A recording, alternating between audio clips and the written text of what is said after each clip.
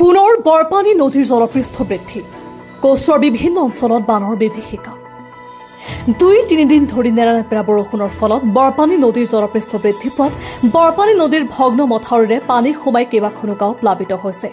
কাৰ্বি লাংপি জলবিদ্যুৎ প্ৰকল্পৰ ৩টাকৈ ছুইচ খুলি দিয়াত নিশাটোৰ ভিতৰত জলমগ্ন বহুকেইখন গাঁও। বৰপানী নদীৰ বহুকেইখন ভগ্ন মথাউৰি দি হুৰহুৰাই সোমাইছে বাঢ়নি পানী। নগাঁও জিলাৰ গৰুপাট মৌজাৰ কোচৰ জুৰিৰ পাৰ লংচাপ পদুমণিকে আদি কৰি বহু অঞ্চলত এতিয়া বানৰ বিভীষিকা। ইফালে কোচৰ মাধৱপাৰা পঞ্চায়তৰ অন্তৰ্গত ডুবিপাৰত পথৰ ওপৰেদি পানী বাগৰি কেইবাখনো লোকৰ বাসগৃহ উটুৱাই নিয়ে পানীৰ সোঁতে। বছৰৰ কেইবাটাও বানে তছনছ কৰা কোচু অঞ্চলৰ নৈপৰীয়া ৰাইজৰ দুৰ্দশা শেষ নহওঁতে পুনৰ বানপানীয়ে নৈপৰীয়া ৰাইজৰ শ শ বিঘা কৃষিভূমি ঘৰ দুৱাৰ বিনষ্ট কৰে। বৰ্তমান বৰপানী নদীৰ জলপৃষ্ঠ কিছু পৰিমাণে হ্ৰাস পাইছে বুলি জনা গৈছে। আমাৰ ওচৰত কিছু মন্তব্য আছে, শুনাই ল'ব বিচাৰিছো।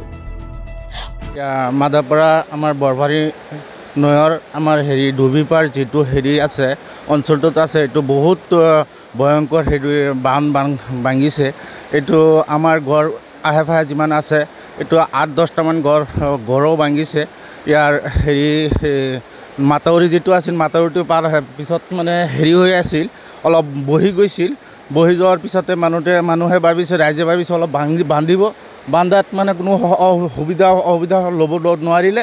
পিছত মানে আমাৰ ৰাইজে মানে অলপ কৰিছে, খুব কষ্ট কৰিছে। কষ্ট কৰাৰ বিনিময়ত মানে কাম কোনো নোহোৱাক মানে এই পানী আহি গ'ল। পানী আহি পেলাই ভাঙি পেলাৰ পিছত ঘৰ বাৰী মানে ৮-১০টামান ঘৰ ভাঙিছে আৰু আমাৰ বহুত ক্ষতি হৈছে। আৰু ইফালে ৪-৫টামান বস্তি আছে, মানে গাঁও আছে, ৪-৫টামান গাঁও মানে অসুবিধা হৈছে, খেতি বাতিও নষ্ট হৈছে।